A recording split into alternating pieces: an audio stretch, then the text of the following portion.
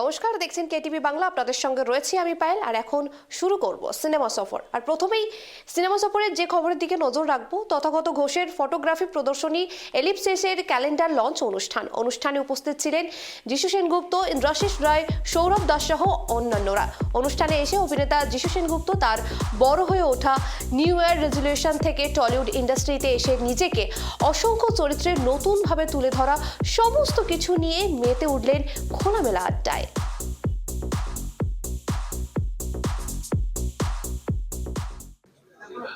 লঘু রঙের নামে মানে ওটা আমি ক্রেডিট দিতে পারবো না, আমি গেস্ট অ্যাপিয়ারেন্সে আছি। ওটা শ্রীতের ছবি এবং ইন্দ্রনীল, তারপরে শুভশ্রী, মানে প্রচুর নাম রয়েছে ওখানে। ঈশা রয়েছে, শুভশ্রী রয়েছে, আর কে কে আছে, দিব্য রয়েছে। Divya, I think he is looking fabulous. আমি এটা আগেও বলেছি, এখনো বলছি। সো যাই হোক, ছবিটা চলছে। ওই ছবিটা আমি আমার বলতে পারবো না, এটা ওদের ছবি। আমাকে একটা ছোট্ট পার্ট দেওয়া হয়েছে, the guest appearance, I am doing it, but it feels great. সব ছবিগুলোই ভালো। প্রজাপতি 2 খুব ভালো চলছে, আমাদের লঘু রঙের নামে করছে মিতিন মাসি ভালো চলছে। তো সবগুলোই চলা উচিত, that is the most important part.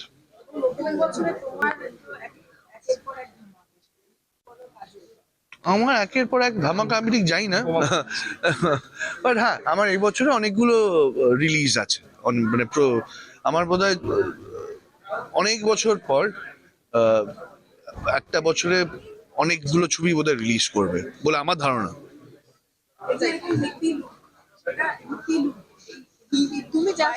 হ্যাঁ হ্যাঁ হ্যাঁ,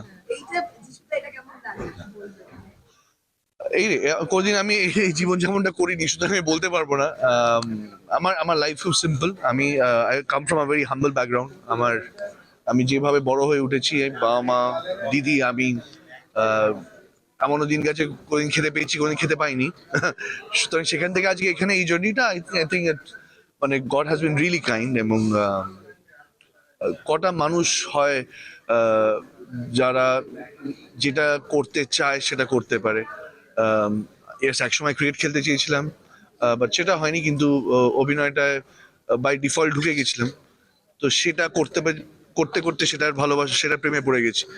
তো তারপরে ক্রিকেটটাও ফিরে এসছে, ক্রিকেটও খেলি এখন, ড্রামও বাজাই এখন, অভিনয়টাও করতে পারছি। I think I am very lucky. তো ইট ওয়াজ আ ওয়ান্ডারফুল জার্নি। কিন্তু এই লাইফটা আমি মানে যেটা ওরা এখানে পোর্ট্রে করেছে, সেইটা I have not lived, so I can't tell you. হ্যাঁ, অ্যাবসলিউটলি অ্যাবসলিউটলি। আমি জানতাম না 2022 না 23-এ ও একটা কি তথা আমার একটা ফটোশুট করবে বলেছিল। তো সেটার সেই সময় করে হয়ে ওঠেনি, কিন্তু আমি দেখলাম ওর কাছে প্রায় 3-4 রকমের লুকবুক রয়েছে আমার, এবং সেটা ও বিভিন্ন জায়গা থেকে সোর্স করে করে করে করে সেগুলো, ওই লুকবুক গুলো তৈরি করেছে। But I really loved it. ও আমায় দেখালো recently. Hopefully will do it someday.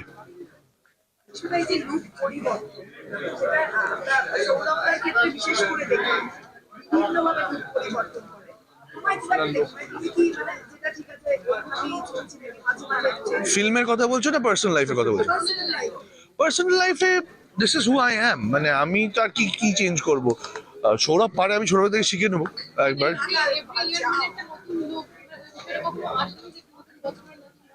না, যদি লোকে চিনতে না পারে তারপর কাজই পেলাম না, হয়তো ডিরেক্টর চিনতেই পারলো না। এর থেকে ভালো যেটা ছিলাম সেটাই থাকাটাই বেটার। ছবিতে আমার মনে হয়, ফিল্মে আমি যে এক্সপেরিমেন্ট করেছি আমার লুকের সাথে, আমার মনে হয় না যে আর আমাদের কন্টেম্পোরারি যারা আছে, আমরা কাজ করছি, তারা অতগুলো লুক চেঞ্জ করে। মানে starting from thanks to Shrit, in fact শ্রীতের কথাই বলবো, রাজকাহিনী, জুলফিকার, একদিন ছিল রাজা, তার আগে ঋতুদার সাথে যে ছবিগুলো করেছি তাতে মহাপ্রভু, স্টার্টেড উইথ মহাপ্রভু, তারপর ঋতুদার Chitrangada. So I think I have done a lot, মানে I have changed myself a lot. মোটা হয়েছি একদিন ছিল রাজার জন্য, যে ছবিটা ন্যাশনাল অ্যাওয়ার্ড পেয়েছে কস্টিউমের জন্য, তাতে আমি কিছুই পড়িনি প্রায়। So yeah, but I have done a lot. আমার মনে হয় সেটা is more important than changing your personal look and coming and directors not recognising you. তার থেকে বেটার এটাই থাকা বেটার। আচ্ছা, নিউ ইয়ার রেজলিউশন কি আছে? আমার জীবনে থাকে না।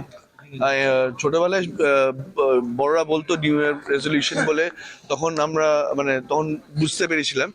তারপর যখন বড় হলাম, একটু বুদ্ধি হলো, আমি দেখলাম সেটা কাজে দেয় না, সুতরাং তারপর থেকে বন্ধ করে দিয়েছি রেজলিউশন। না, আই থিঙ্ক যত বড় হচ্ছি, যত বয়স হচ্ছে, তত এক্সপিরিয়েন্স বাড়ছে। And what I've learned from life is every day is a new day, and you have to live in the moment.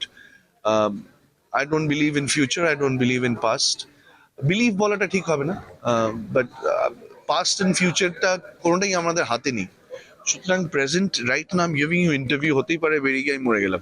So ভেবে তো লাভ নেই। I right now I am enjoying myself, giving you whatever you asking me, I'm answering them. So আমার কাছে এটা খুব important, living in the moment. So resolution করে লাভ নেই। ইয়েস, একটা তো আমরা প্ল্যান করি যে এটা করবো ওটা করবো, কোনোটা হয় কোনোটা হয় না। So but that's fun, that's fun.